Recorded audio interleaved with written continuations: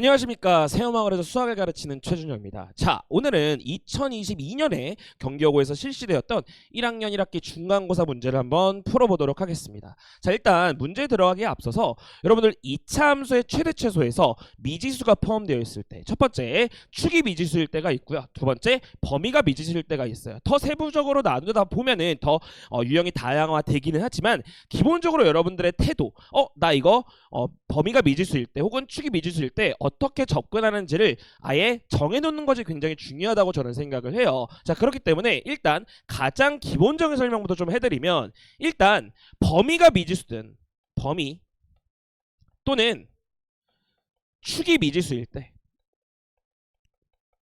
여러분들이 이제 보셔야 되는 게 두 가지가 있습니다. 첫 번째, 아래로 볼록인지 혹은 위로 볼록인지 결정할 수 있는가? 이거를 일단 첫 번째 보셔야 돼. 자, 두 번째, 축이 범위 안에 있는가?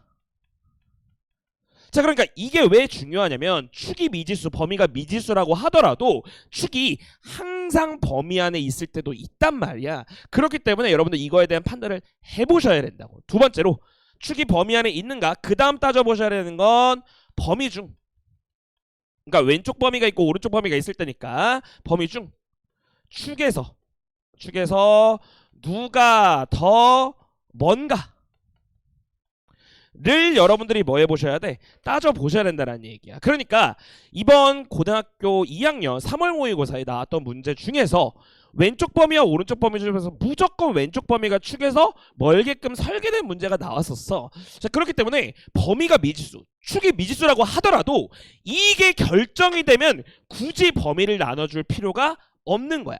자, 그러니까 이 1, 2번까지 판단을 했을 때 확실하게 범위 안에 있다거나 확실하게 누가 멀다라는 판단이 서지 않으면 그제서야 뭐 하는 거다? 축의 범위를 나눈다든지 미지수의 범위의 범위를 나눈다든지 이런 식으로 접근이 들어가야 된다는 거죠. 자, 그렇기 때문에 문제를 한번 읽어보니까 이 2차 함수가, 범위는 일단 미지수가 없네요. 축이 A인 위로 볼록인 2차 함수가 있는데 최대값을 FA라고 하지. 자, 그러면 축이 이 범위 안에 있는지 아니면 범위의 왼쪽에 있는지 오른쪽에 있는지 제가 알 수가 있습니까? 없습니까? 없기 때문에 뭐 해야겠다? 범위를 나눠줘야겠다라고 자연스럽게 생각이 진행되어야 되고, 그 방법론적으로 저는 그래서 표를 여러분들한테 제시를 드리는 거예요. 자, 범위를 그냥 여러분들 그래프 그리시면서 나누셔도 상관은 없지만, 저는 자, 위로 볼록인 2차 함수 기준으로 봤을 때 최대값이 궁금한 상황이기 때문에 축의 범위를 몇 개로? 3개로 나눠야겠다. 자, 그러니까 축이 A니까요, A가 1보다 작을 때 이걸 시각적으로 보겠다라는 얘기야. 그러니까 우리 미적분 원에서 이제 나중에 배우게 될 증감표랑 좀 비슷한 개념이라고 생각을 하시면 될 것 같아. 자, 그러니까 A가 여기 있을 때, 두 번째 여기에 있을 때, 여기에 있을 때 이렇게 3개로만 나눠주면 되겠다. 자, 그러면 최대값이 궁금하니까 이 왼쪽에 M 이렇게 크게 써주시고요. 저는 개인적으로 이제 최대 최소를 여러분들한테 설명을 할 때 무조건 함수값 표현으로 하기를 추천을 많이 드립니다. 자, 무슨 얘기냐면, 지금 축이 이쪽에 있을 때에는 지금 1 이상 3 이하에서 최대값은 얼마가 되는 거죠? 1을 대입한 녀석이 되는 거지, 그치? 그렇기 때문에 여기다가 F1이라고 써 주시길 바란다는 얘기고, 자, 축이 범위 안에 들어왔네. 자, 그렇기 때문에 그때는 최대값이 FA가 되는 거겠지, 그치? 자, 다음 마지막으로 이제 축이 이쪽에 있을 때에는 최대값은 당연히 가까운 거 3이었겠죠? F3이다. 이렇게 썰어지는 게 제일 저한테는 좋아 보인다는 얘기예요.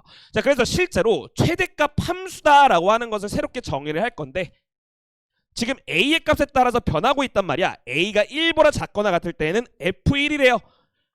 F1 언제? A가 1보다 작거나 같을 때.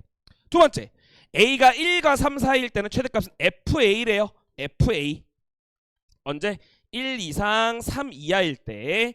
자, 마지막으로 A가 3보다 크거나 같으면 어떻다? F3.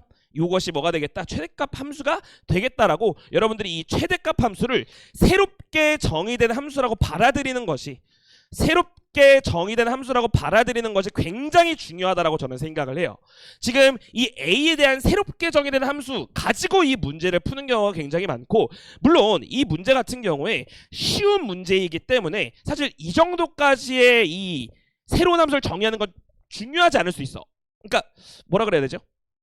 과한 걸 수도 있어. 자, 그런데 결국 제가 생각했을 때 어려운 문제, 더 어려운 문제를 풀기 위해서는 이런 식으로 내가 새로운 함수를 정의할 수 있다라는 생각을 하고 있는 사람과 그냥 맨날 그림 그려가면서 대충 찾아서 풀었던 사람들과는 분명한 차이가 있을 거다라고 저는 확실하게 말씀드리고 싶습니다. 자, 그렇기 때문에 일단 이 라지 MA라고 하는 녀석 우리가 정확하게 구해놨잖아. 자, 그러면 이 함수 fx에다가 1을 대입하면 그냥 이 f1이 나오겠죠. 자, 1 한번 대입해 봅시다. 마이너스 2a 더하기 8 이렇게 되겠네요. 그죠?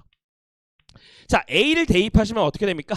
a제곱 마이너스 4a 더하기 9 이렇게 될 거예요. 자, 다음 3을 대입하시면 어떻게 되죠? 다 사라지면서 6a 마이너스 4이니까 2a만 덜렁 남게 되겠지. 자, 그러면 이렇게 구간에 따라서 다르게 정의되는 이 새롭게 정의되는 함수를 여기다 그려보시면 되는 거야. 너무 쉽죠? 자, 1을 여기다 대입해 보시면 1,6을 지나면서 1보다 작거나 같을 때는 기울기가 마이너스 2인 이런 직선이 되겠지. 그치? 맞습니까? 자, 얘는 어때요? 축이 2인 2차 함수, 축이 범위 안에 있네. 근데 축에 대해서 뭐야? 이 범위도 완벽하게 대칭하고 있죠. 그렇기 때문에 나머지 다 그려보지 않더라도 이런 식으로 축에 대해서 대칭인 형태를 띠겠구나라는 것을 어렵지 않게 얻어낼 수 있고 3 대입하면 당연히 6이 나오겠다. 자, 그러면 3 이상일 때는 어때요? 기울기가 2인 직선이죠. 그렇죠? 그러니까 여러분 잘 봐. 이 라지 MA라고 하는 A에 대한 최대값 함수를 새롭게 뭐 할 수 있어야 돼? 그리고 이것을 받아들일 수 있어야 돼. 자, 그러니까 이제 문제에서 지금 마이너스 2 이상 5 이하에서 함수, 자, 지금 제가 이 최대값을 라지 MA라고 한 거나 마찬가지예요. 이 2차 함수를 제가 fx라고 정의를 한 거고요. 자, 요거는 좀 양해를 부탁드릴게요. 자, 어쨌든 지금 이 함수에 마이너스 2 이상 5 이하에서의 함수의 최대 최소를 구해달라 이렇게 얘기를 하고 있어. 자, 그럼 여러분 봐봐. 지금 애초에 이 라지 MA라고 하는 함수도 뭐에 대해서 대칭이야?